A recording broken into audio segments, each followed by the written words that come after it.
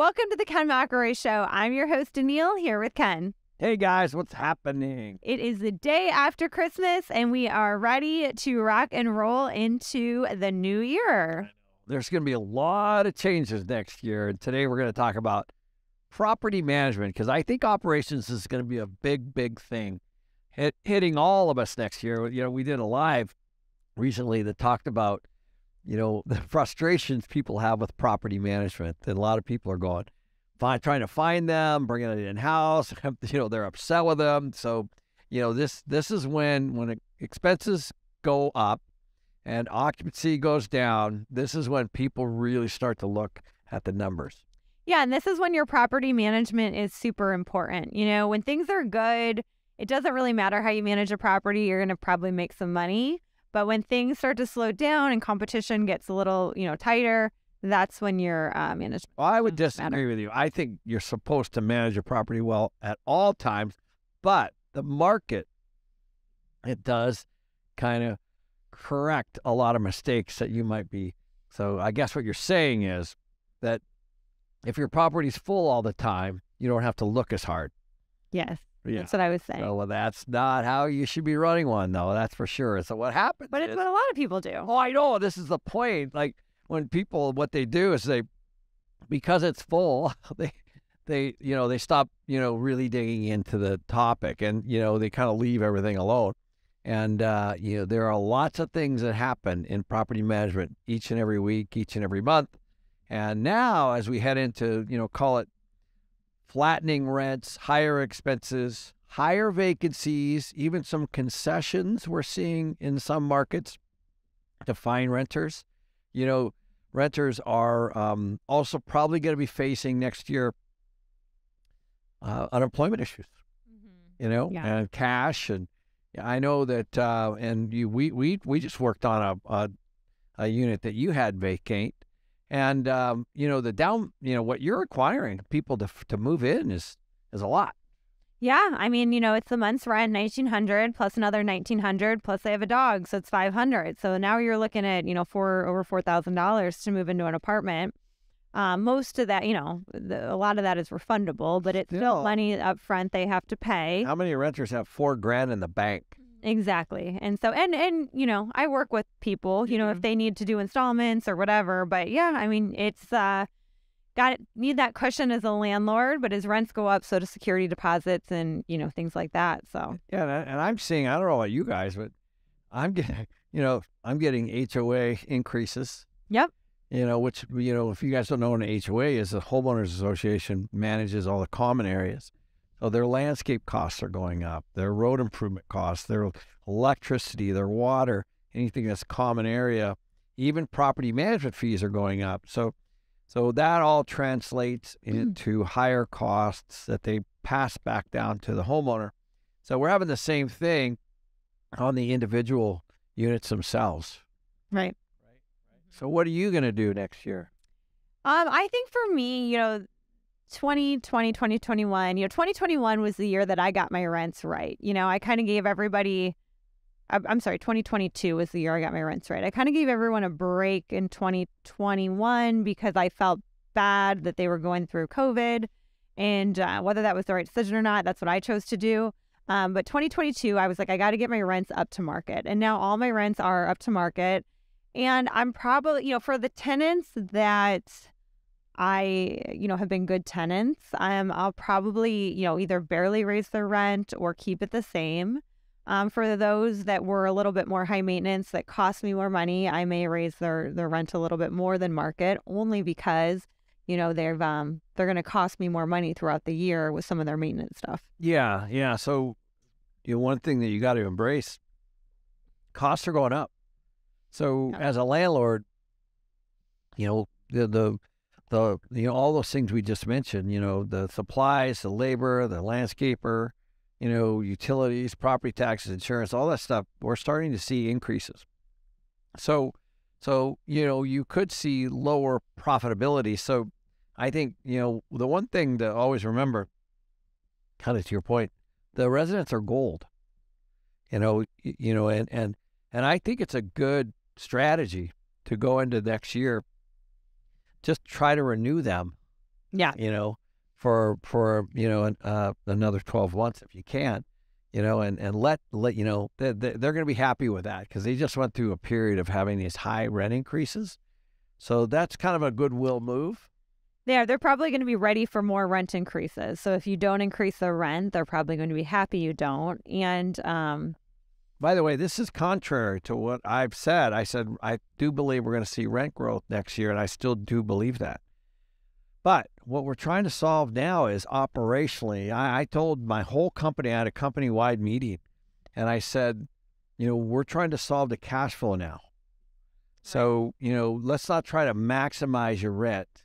Let's try to just keep the place full. So you can, as an example, if you have a bunch of properties, you're better off to be 98% occupied, at a little bit lower rents than 92, 93% when you're trying to push rents. Right. And it's also different sometimes when you're finding a new tenant. I had these great tenants in and they were paying me $17.50 a month. And I didn't raise their rent that much in 2022 because they were such good tenants. And then they just moved out because they wanted a house and they probably found a good deal. And so my new tenants are paying market, which is $1,900. And so that's something you can look at too. If if it's a new tenant versus an existing, because if you jack up rents on your existing, you run the chance they'll move out, right? And so those are the ones you really want to keep because they're good, you like them, they pay. You have a good relationship. So, and then the new ones, you can be a little, depending on your situation and how full your properties are, you can be a little bit more liberal on what you want to charge them. Yeah. And I think you got to be careful too. Like let's say a tenant is $200 under market, maybe you just bring them a little bit away, because if they go look, you want to still be under market. Yeah, I made that mistake of not, if a tenant's under market, you still need to increase their rents, right? You can just do it more minimally. But see, the mistake I made in 2022, which a lot of is like I had a property and I was charging her $1,800 and I didn't raise her rent at all in 2021 because of COVID and everything else, right? And I was always a little under market, but by not raising it, it made me severely under market. And so then in 2022, I had to raise her rent $900 and she was upset with me. And she got over it because she looked around and I still had her about $100 under market, right? But I shouldn't have done that. I should have, baby stepped it, raised it a little bit in 2021, raised it a little bit in 2022, then raised it again a little bit in 2023, right? But instead I did it all at once. And so I think that my learning lesson from that was even though the intention was good, like I saved her money in 2021, it didn't land like I thought it would in 2022. You were still pissed. Yeah. So but what I learned from that though is that if you need to up the rents and you're under market, you could just up it a little bit at a time. Like if you're 300 under market, maybe you raise them 150 this year, right? And that way you're not making your gap so big that eventually as your expenses go up, that you're going to have to just raise them like $300-$400 and they're going to be upset with you and they might move out when maybe if you just raised it $100 a year for 3 years, they wouldn't have done that. Yeah. And I think, we're going into the time where, you should be focusing on resident retention, trying to keep stability on the income side. And I think oftentimes landlords don't anticipate the cost of a turnover. Right. So imagine if you've got let's say a rent that's $1,500 for 1 month, divided by 30, that's $50 a day. Mm-hmm. So you got to think about that. So when you actually think of what a vacancy costs you, then I think you think about it differently. So if you're going to raise somebody $25 on a $1,500 rent and they move and they're vacant and you're vacant for 2 weeks, you've lost $750 of potential income over a $25 raise. Right. So those are the kinds of things you got to be thinking about is, that vacancy loss. And by the way, we're just talking about vacancy loss at this point. We're not even talking about what it costs for you to turn over the unit. So we recently went into one of yours. And by the way, Danille had me driving to Home Depot While she went and met with the handyman, I was, of course, heading to Home Depot to pick up not one, but 2 brand new toilets, a bunch of paint supplies, and then so I could meet her over at her place. So, that's but that's part of, being a landlord. And anyway, but keep in mind, she gets no new rent for all that stuff I picked up. All that stuff you paid, 0. So she put in new toilets, painted the unit. I think you were going to you were going to clean the tile work. Yeah, they're going to repaint the tubs and we sink. Needed a new faucet for the kitchen. By the way, this is a beautiful property in Scottsdale, but when the people moved it out, they had patched the walls and, all the stuff that you normally see. So I would guess, I don't know the exact number, but my guess is with your maintenance guy and all your supplies and the downtime, you're north of $1,000. Yep, I'm at about 1,000. So, yep. Okay, so that $1,000 is real. That's real cash. So, the rent's what, $1,900? Okay. Plus your vacancy. So, guys, a turn is expensive, especially if the tenant's been there a long time.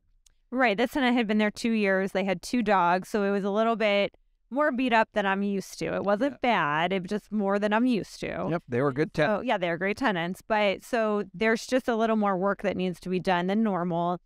And I think, too, since I'm jumping the rent from $1,750 to $1,900, I feel like I need to not do any major upgrades, but some nicer toilets and then a new sink fixture. All for painting the tubs, which is not real expensive, but when you start to add in, $75 an hour handyman work, it really can add up. And this is the point. So, when you're thinking about raising rent and you're thinking about your costs into next year, the best thing that can happen is that your tenant stays in place. It is. And because turnover is expensive. You potentially even have marketing costs. Maybe put an ad out. Maybe you don't. Maybe it doesn't cost very much. Maybe you're in a great spot where you're getting lots of traffic, but not everything's that way. So maybe you have to use a realtor. Maybe you have that commission. Then you have the vacancy costs, and then you also have the maintenance turn costs. So there's a fair amount of work each and every time somebody moves in and moves out. And that's on the Airbnb side, that's actually what kills a lot of their profit.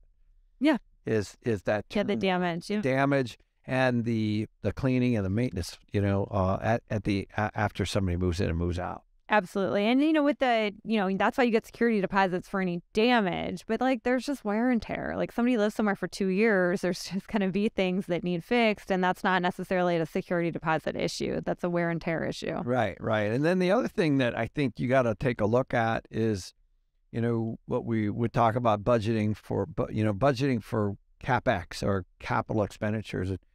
Really, the toilets I would consider to be CapEx because you would not put new toilets in on every single rental, right?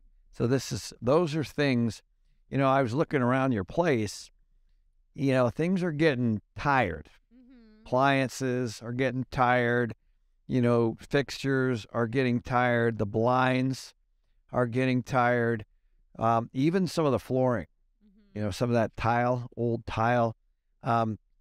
So what does all that mean? It's a great rental, though, right? Oh, yeah. You don't want to put, great area, nice, Yeah, and you don't want to put a bunch of money into these new rentals because they're rentals. But at the same token, the budget, you need to budget for reserves for these capital expenses, and that's the big, if you know that you're going to need an appliance soon, then you should have that in reserve. Yeah, and I would say, going into next year, it's not really a great time to do CapEx, right? I did it because I really, the toilets really bothered me because they were so old, and I want the people to move in to be happy and to stay, right? Yep. But it's not the time, I would love to put in new floors. I would love to, redo the countertops in the bathroom, but we're not going through a high growth period. And my tenants, when we went through that period, were in the unit and content in the unit. Right. So now that it's empty, it's not a time for me to invest all this money to try to get more rent. Now is just a time to get somebody in there, make them happy, make them stay, and then I'm going to wait to do any major renovations until there's another rent growth period. Yeah, and guys, we have properties where, like especially on the senior properties, we have people that have been in their place for 20 plus years. Like, it's hard to believe, but the truth is there's a whole bunch of people that don't move a lot, like Right. you think of the normal renter, they stay a year or two, maybe 3 if you're lucky, but there's a fair amount that, we have that have been 10 years, 20 years, a lot of our senior properties for sure. So there's obviously when they move, that unit is going to be a lot of work. You got potentially a 20-year-old stove, a 20-year-old refrigerator, but they're fine. So, but when they move, carpets, paint, new appliances, right? So the cost. So, but the point I'm trying to make is keep your tenants happy and keep them in the place. And then at least you have some certainty around your income. Absolutely. Yep. And then, as I like to tell you guys, I always do a 60-day move out. That's really helpful for me.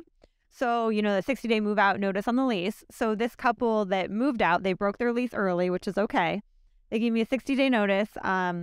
So they were out mid-December, and they're going to be back. And I have the new couple coming in January. And so I'm not missing a beat on the rent, right? That was a good idea. There's so I have 2 months to rent the place, from the time they give me notice. And they gave me notice like middle of November. So I had till middle of January to get someone in there where I'm still going to be making rent. And I got somebody in there like the first week of January. And, the tenants, obviously I'm not double charging for rent, so they'll get a little bit of a return there. But you really want to do that. And I like the 60-day. I like 60 days. I mean, right now is a great time to have a 60-day notice. You can go in the unit. You can fix big things. Let's just go through the math. Yeah. They gave you notice in November, and you didn't really find a solution until, what, mid-December? Oh, until, last week. Okay. So, and those people can't move in right away. So they're not moving in until January. Okay. So from the time they gave notice, you didn't really have anybody to solve that rent issue for a month. Right. Okay. So that's the reason you do the 60 notice. Yeah. Because if I'd only done 30, then I would be eating about 2 weeks worth of you'd payments. be sitting on vacancy. And I even do that, even if it's the end of their lease, like they still have to give me a 60-day notice that they're going to move out. Like I have to know, like if their lease ends January 15th, they have to let me know November 15th they're going to move out. Yeah. The other thing that we do, which is also smart, is we always do a pre-inspection, so we know well in advance what we're going to do in the unit. So, with us, we have so many that, it's hard to keep track. So we'll go in, if somebody gives notice at, say, the first part of November, we'll go in there in November, mid-November, and we'll take a inventory. Okay, we're going to need carpet. We're going to put some hardwood flooring in. This one needs some appliances. It needs a full paint. So, so that we're planning, the exit or the move out. And, you're trying to make sure, because if you wait and then you go in there and then you have to order all that stuff, there's a lag there too. Yeah. And then also for us small landlords, your handyman might not even be available for 2 or 3 weeks, So you want to get someone in there right away. So yeah, you can plan out what you need to do. Like I knew I needed to replace the toilets. I knew I needed the tubs painted. So I can calculate all that into my turn, how long it's going to take me, when somebody can move in, when it can be done over the holidays, that kind of thing. And one of the things that we did initially is we had this guy named Larry, and we booked him every Friday. Yeah. Well, between everything, we would need him. Yeah. So, because we had all these things happening, right? So Larry was always busy. We would just give him the list on Thursday for Friday's work. And then he got busy and it was harder to book him. But now we got another guy to do that. And the point is, if you can negotiate, everything into one day, then it's possible for you to get a little bit lower rate, because they're not driving all over the place trying to do these jobs. These handymen, these guys, they're gold, right? Oh, yeah. So you got to treat them well and you got to pay them well. But how great is it for them to be able to just come, to know exactly where they're going to go, and we'll knock out 8 hours at one place.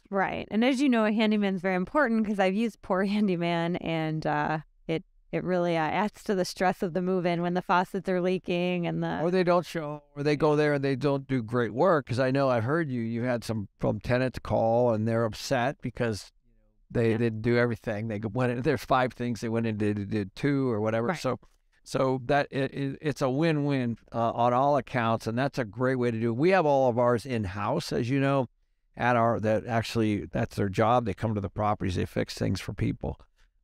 But if you have a lot of random stuff, it's nice to commit to something like that, because there'll always be something, interior, exterior, that you could be doing. And on the days that we don't have them doing anything on our rentals, I actually bring them into the office to do things like setting up. We got them coming in next week to put together some office furniture. I've had them at my house running some cabling for my new office. And so there's always something that you can, always a need for a handyman like that. Absolutely. Do you think now is the time where people could consider longer term leases than 1 year? Yeah, so it completely depends. First of all, I think it works both ways. You think about the renters; they're facing affordability issues. They're potentially facing some income issues. We're starting to see unemployment go up. We're starting to see some layoffs.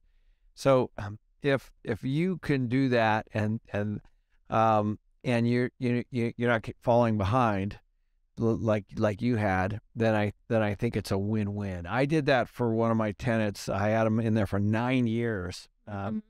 And he was him and his wife, they always on time, never late. He was a handyman, so he would do a bunch of work. And there was I think 2 or 3 times he called me. One was a hot water heater we needed. Another one was a water softener.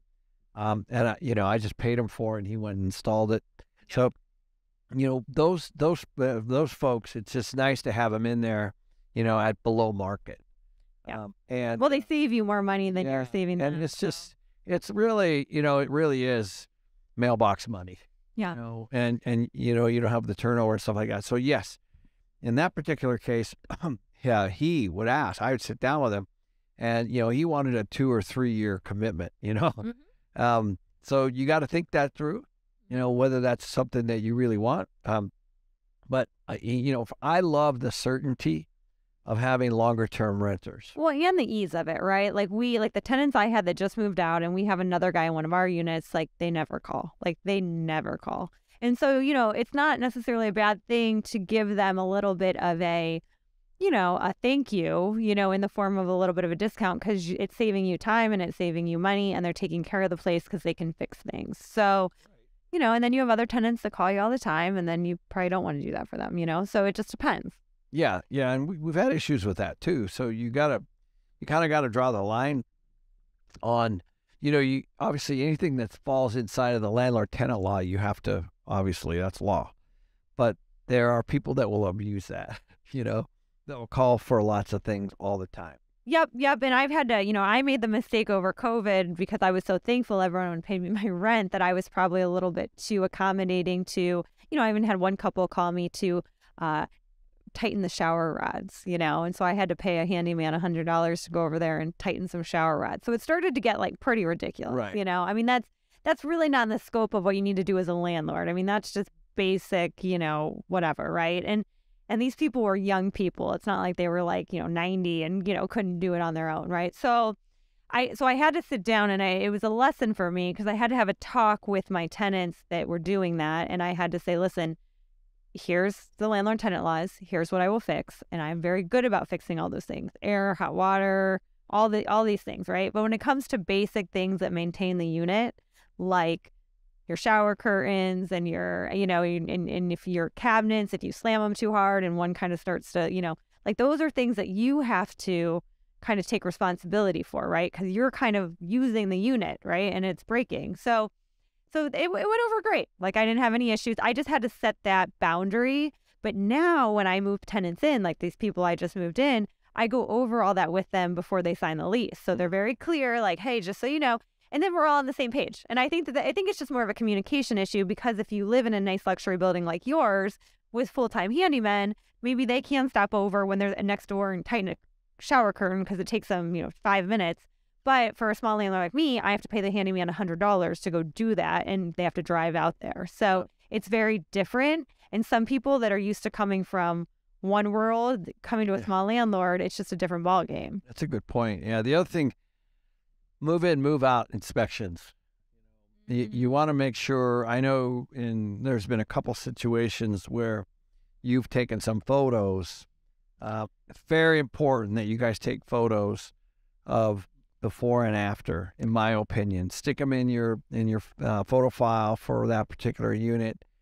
There's all kinds of things. Make sure there's a date on there, and there's all kinds of things that come up around this, right? Yeah, you taught me to take pictures, right? So what I do is we do a move-in inspection. Now, it's so funny. So when I had my first tenants, I didn't even know what that was. Like, I'd be like, all right, place looks good, right? Like, I know paperwork. Like, luckily I didn't have any issues because it would have been a problem, right? So now I have this whole move-in, move-out checklist, and we go room for room, and I have the tenant point out anything that they see, and we mark it, and I take a picture of it. And then I take a picture generally of all the rooms and appliances, and then I email all of that to them. So they have it, right? So I'm saying, here, and they sign it. This is the condition of the unit. Here are the pictures of the little things that you said were wrong. And here's a picture of all the rooms generally, so we all can see what shape the place was in, right? And then when they move out, I do the same thing. I have them come over. We walk the unit. If there's anything I'm going to charge them for, we take pictures, and then I send it to them. Like the people that just moved out, like there was nothing, right, that I was going to charge them for. But if there is, I send it to them. Now, sometimes your tenants, especially if they leave the place in bad shape, they don't want to do the walkout with you. So they don't come, and then you just do it on your own and you take the pictures. Well, I've only really had one bad move out. And, the place had about $900 in damage. And so I ended up charging them $800 or $900. Well, they were mad, right? And they didn't feel like they should have to pay it. And they threatened to take me to court. But I had all the pictures. I had the pictures of what it looked like when they moved in. I had the picture of what the stove looked like when they moved out and how the burners were burned and all, So if I didn't have those pictures, I wouldn't really have a right to charge them. And then I also had the invoice from the handyman showing that we only charged you what it cost us, And so you have to document that stuff, because if I would have just said like, oh yeah, this was in great shape and now it's not, they could say no, it wasn't. It was always like this. So it's very important that you have that. Yeah, yeah, and also the other thing is I as a general rule don't allow tenants to clean carpets, paint walls, or anything like that. It's never going to be as clean as you want it to be for your next tenant. No. So we always, just as a general rule, say thank you. Anything that we need to do. Don't try to get your deposit back, because obviously we're going to negotiate a better cleaning rate and a better carpet cleaning rate and all that kind of stuff if there is carpet. Obviously, we're going to have a great paint quote too for the amount of painting we do. So and you want the standard color, you want the cleaning the same. You want, with a property management company, you got all that in-house. You do not want the tenant to do this. Yeah, and what I found out, so I used to charge the tenant like $120 or whatever it was, the cleaning fee, right, to cover my cleaners because they were what they were. So what I found in time is now I charge them $250, because what this does is $250 handles anything general, right, like the cleaning, the patching, on a small condo, and the painting over the patching, right? That's about $250. So that's just non-refundable. So there's just it's fine. Like they know it's non-refundable. I can fix up the unit, assuming that there's barely anything wrong with it other than just some holes in the wall from the nails and needs cleaned. Then it's the stuff beyond that. Because before I'd be like, okay, patching was $100. Oh, what do you mean? There was only 3 holes, so it's just easier to just include that all in one. They know it's non-refundable. It's very fair rate. And then if there's beyond that stuff, then they get charged for that. Yep, yeah. So let's move to expenses real quick, and let's talk about that a little bit. Well, before we do that, can we just have one other thing? Yeah. And then we touched on it, but I really want to think we should really dive into it a little bit. Of course. Is how fast you turn vacancies is really going to affect you in this coming year. Yeah. So in my company, we have a 3-day max. Mm-hmm. So that's what we, and as I said, we always know what we need before they move out. And then we're in there on the day they move. And what I found is most people move before their end lease date, Sometimes. at least by a few days. I mean, very rarely, in my experience, have they cut it to the day and then moved out. Plus, if you have a good relationship with your tenants, I'd say, hey, do you mind if the handyman comes over and just replaces the toilets while you're there, right? Like if there's not going to be any time, right? Because I want no vacancy, right? So if I can just have everything done when they're still there, if I don't have any empty time, or maybe like the day after they move out, because I want it just flipped and ready to live in. Like I don't want it to sit, because sitting costs me money. It does. No, it's a good point. Yeah, it's a good point. And so let's talk about expenses. Now we can talk. Okay, awesome. So I do want to touch on this because I think the landlord has a lot more control over some of these than they think. There's a great, what we're starting to see is property tax increases. Mm-hmm. We're starting to see insurance increases. We're starting to see utility increases. So let's just focus on those for a moment. The property taxes, we appeal every year. Yeah. And some people might not know that you can do that, but you can do that. So, the assessors oftentimes will increase taxes, and they're not necessarily uniform, or sometimes they don't even make any sense at all. So I think that, if you don't know this, that you do have the ability to appeal a property tax increase. Usually there's some time frames around it, but just know that one of the things that they'll want when you do that is that you've done your homework. So you can see what the other properties in your area are assessed for. If you live in a condo project, it's super easy. You've got a lot of units that are the exact same, and all the stuff is available online. So that's all information that you have at your disposal. And then if you need, you can even do you can engage a third party. And the cool part about a third party is that they only take a percentage of what they save you. Right. So it's not really an out-of-pocket thing like an attorney or something like that. It's, they typically get paid. So those you can challenge. The other one I think that, Danille's pretty good at is on the insurance side. Yes. First of all, most people don't really dig into their policies.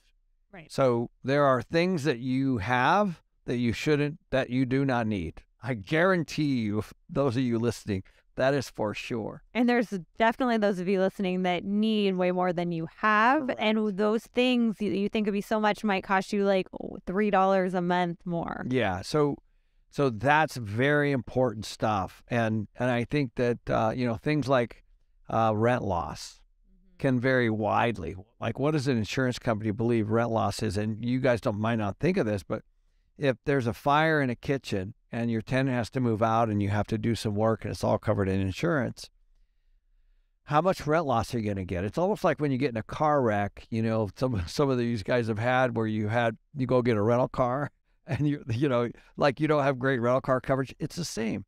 So there are things that will happen inside of a unit.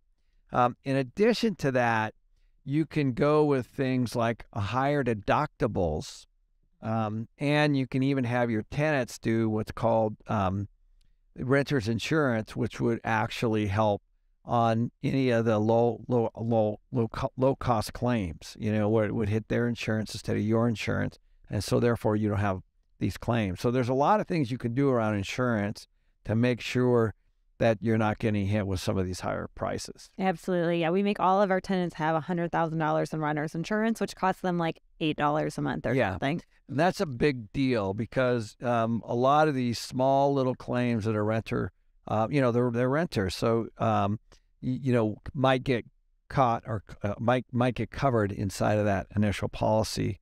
And then on the utility side, guys, we don't have we're not going to go down this too detailed today, but there are ways, you all know, there are ways to save on electric, to save on water, to save on sewer, all those kinds of things. Those are real big things that you can save on. And it might not seem like a lot, but,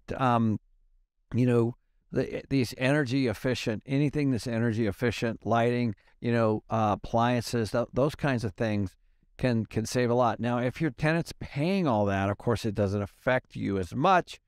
But if they're not, you better take a look at this. And then the common area lighting, let's say, is another thing that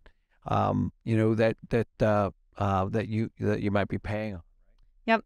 And the last thing I think that we're going to touch on now, and we'll go more in depth with this with Cynthia, our CMO, and everything, but you're going to have to really learn to market in this kind of environment, right? Like the pictures that you post on Zillow or wherever you market need to be very good. Doesn't mean you need a professional, but good lighting, clear, that's going to make all the difference in the world, and you're going to have to know, like, multiple places be posting your units. Like this last one I rented, normally I just post on Zelle and I'm done with it. But I tried that for a week. I got nothing. So I was on Facebook Marketplace, Zelle, apartments.com, a bunch of different places to finally get a renter. And I did get one off Zelle in the long run. But I mean, I had at least other people interested, showing, looking at it. Is it Zillow, you mean? Yeah, Zillow, yeah. And so, I think that that's important, that, you're not just promoting on one place and that your pictures are extremely good, because you are facing a more difficult renting market right now. Yeah. Yeah. And guys, so do it during a turn. So like when Danille's doing this big turn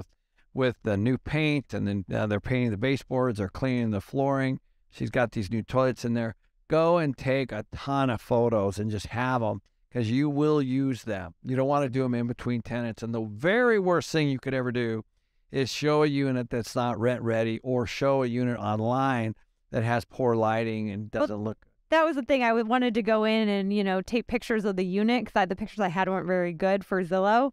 While my tenants, they decorated like college kids. So it didn't look good in there, right? So they had a wheat bench in the living room. Like, it was better of the crappy pictures I had, but I need to get in there and I need to get better pictures for the next time around. So make sure you guys have that as well, because, that's how we got one of our best deals. Remember those photos of this, of the condo that she actually, this house that she ended up buying, were so poor that she said, let's don't go there. And that's what happens. The perception needs to be perfect. And if you ever have a tenant that's an amazing decorator, and I've had them throughout, get a zillion pictures and use those ones, because that's even better than an empty unit. But you just have to wait till you get that tenant that loves to decorate. That's right. That's right. Well, guys, I got to get rolling. Yeah. Well, have a great Happy New Year, and we'll see you next week. See you guys.